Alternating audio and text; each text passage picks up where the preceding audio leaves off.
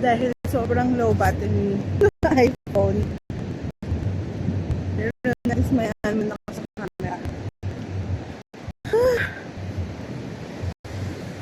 Yung mga ganitong breed ng aso, ano pa ng sunod, no? Diba? Sabi ko, huwag na siya sumunod eh. Nasa gold dyan ako. November 29.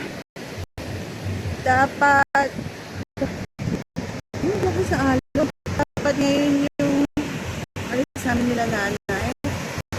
Tatay.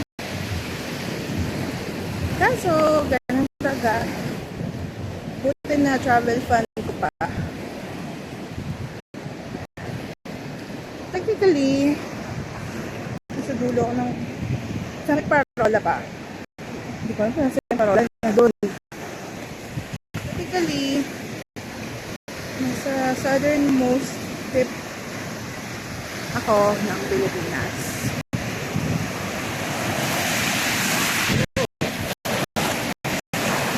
Parang mati din yung tubig niya.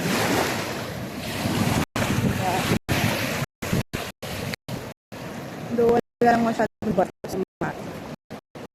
Hirap sa sakay kasi puro madaling araw yung biyahe.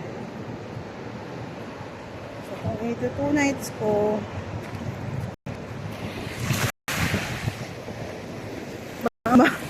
baka maiwan ako sa flight pag umalis sa bukas ng hapon. One overnight. Yun lang. Babalik ako sa work next week. Gusto ko na, pero ayoko na ng trabaho. Gets niya ba yun? Gusto ko yung magkapera, pero ayoko ng trabaho. Hindi, namimiss ko naman na yung mga trabaho. Ang taas ng alon.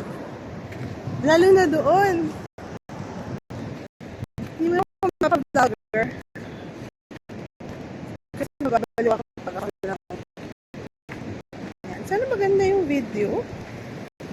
Lahat ng cellphone ko na Android na iwan simbahan. Ang hirap pala ng ng battery ng iPhone. Nakakamiss mga ganitong feature.